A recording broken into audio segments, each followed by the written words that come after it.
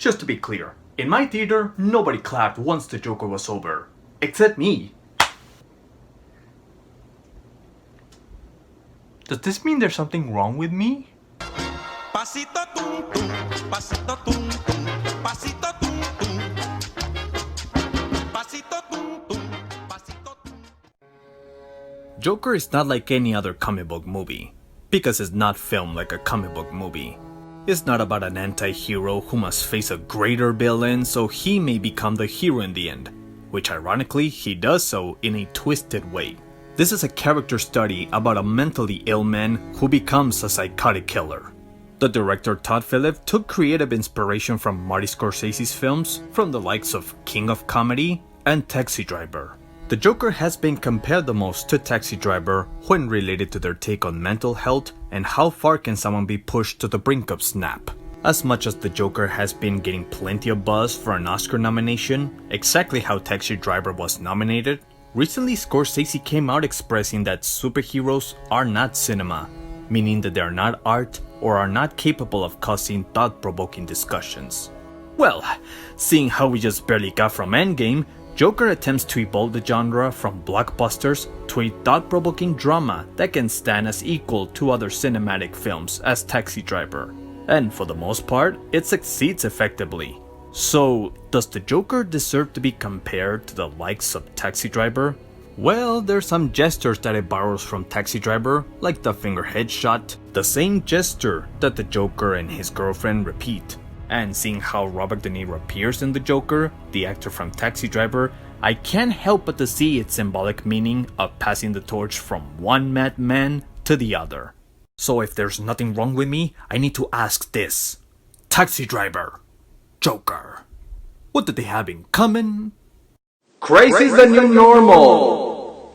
This is gonna be more of a character analysis as I look into the demise of Travis and Arthur Fleck, played by Robert De Niro and Joaquin Phoenix. What made them crazy, what do they believe in, and what does each film say about our social climate? Both films are character studies about mental illness, both leads are lonely social misfits and outcasts. Both face the hardships of rejection and the cruel violence of the world.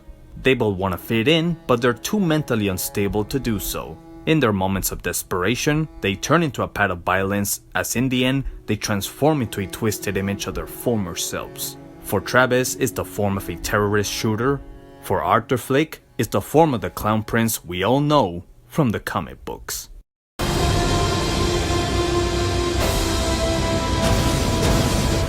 Let me begin by looking into each individual's condition, one by one, starting with Travis from Taxi Driver. He's a former Vietnam veteran who suffers from insomnia. It's a disorder where the person has problems with sleeping. This can last for days, even weeks. The longer the person lasts without sleeping, the more negative side effects it may lead, from sudden mood changes to bipolar disorder, or in the worst case scenarios, hallucinations and psychotic disorder. 12 hours of work and I still can't sleep. Insomnia can be caused due to poor diet, depression, stress, and anxiety, which evidently that's what Travis has. He has a poor diet, he might feel stressed due to his traumatic experience in the war. He's depressed because he's lonely, no one seems to understand him, and shuts himself completely from society. He barely has any sleep due to working as a taxi driver during day and night hour shifts. The only companion he has is what his mind tells him. All the animals come out at night. Whores, skunk pussies, buggers, queens, fairies, dopers, junkies, sick, venal.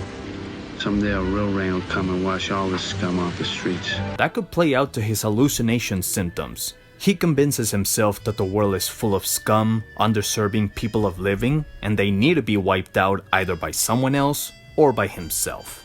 I think that the president should just clean up this whole mess here. He should just flush it right down the fucking toilet. Now let's take a look at Arthur Fleck from The Joker. He's an aspiring comedian, but also suffers from schizophrenia. It's a mental disorder where the person is not able to distinguish his thoughts. He can imagine voices or things that are not real and not know what is real. This is a callback to the comic books where the Joker doesn't have a clear origin, but instead makes up a different story as he goes along. In the movie, Arthur hallucinates things that are not there, leaving us guessing what else wasn't real in the movie if it was told from his perspective. Schizophrenia can be caused either by genetics, but mostly due to physical, emotional, and sexual abuse. Emotionally speaking, Otto was first abandoned as a child, leaving enough room to believe that nobody wants him. His adopted father abused him physically and sexually at a young age, leaving him with head injuries that would later develop into the uncontrollable laugh he gets whenever he feels stressed, angry, or sad. This made it harder to fit in as he was socially awkward and at times very uncomfortable. So looking at Arthur and Travis, they seem to have the same similar conditions. Both feel stress and depression, both face a different form of hallucinations, they both write diaries where they express their deepest crazy thoughts, but the nail in the coffin that made them snap was rejection. Both were in love and were rejected by their female partners, cementing that they're truly alone in the world, and the only way they will get attention is through the use of violence as a form of revenge on the world that outcasted them.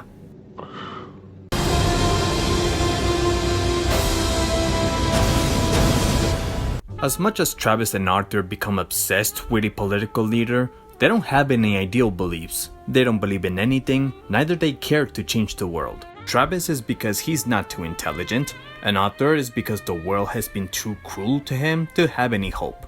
If there's one belief they share, is they delude themselves to being higher than those that rejected them, whether it's the citizens of New York or the citizens of Gotham. In their self-deluded grandeur, they see life as disposable and replaceable, as each one takes their frustrations on a different social class division. Travis goes up front with the low class, that being thieves, pimps, prostitutes, and according to his racist mentality, even the black community he considers as low. Arthur goes head to head with the high social class of rich, privileged, powerful men, celebrities that don't do anything to help the low class. But his is more of an ideological battle. He exposes their hypocritical ideals of who should we celebrate when they die. His monologue with the TV host played by Robert De Niro is a reference to the Dark Knight's hospital scene, where the Joker exposes Gotham's double standards when showing compassion. If a rich, powerful man dies, everyone celebrates him, but if hundreds of low-class people died, no one raises an eyebrow. Instead of their actions being punished, they're rewarded instead. They become heroes in their own story. They inspire revolutionary movements and they get the attention they so much desired.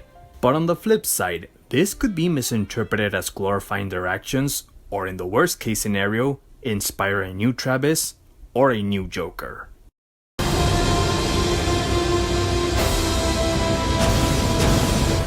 We have to give it a social context of when were these films released to better understand the controversy that has been stapled on them. Taxi Driver and Joker are violent, pessimistic movies. They serve as a reflection of what each time period faced in terms of social frustrations. Taxi Driver was released in the 70s when America was fed up with the Vietnam War and was let down by their politicians during the Watergate scandal. Travis represents that rebellious attitude in the 70s towards the war and the dishonest authority. Joker is part of a time when mass shootings, mental illnesses, and social class division are prominent and daily.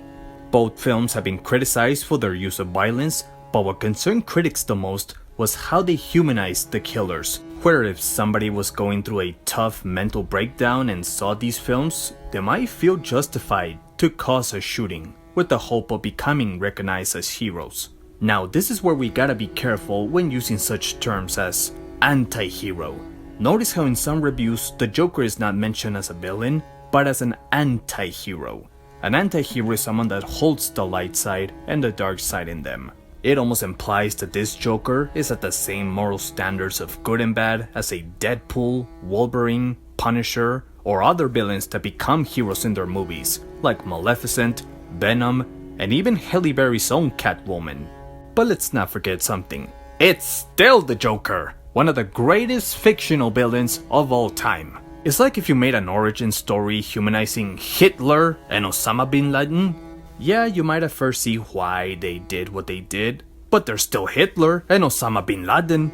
The reason why Joaquin Phoenix's Joker is called an anti-hero is because there is no moral hero that opposes him that we can look up to. If there would have been a hero that opposed him, like a Batman, he would have been a full-time villain, just like his past interpretations.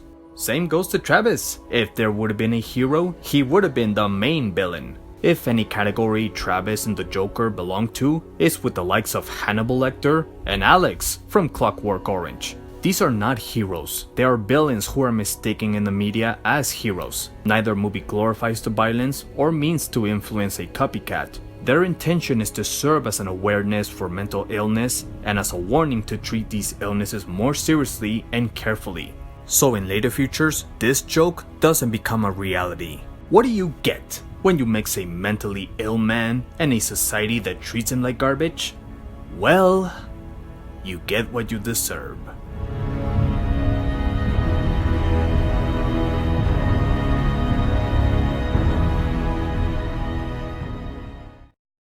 You know, a few months ago, I made a video for my top 20 favorite comic book movies of all time. Damn! I should have waited a little longer. So what do you thought about the Joker? Did you like it? Did you not like it? Have you seen any Martin Scorsese's films? Leave your thoughts in the comment section to see what you thought about it.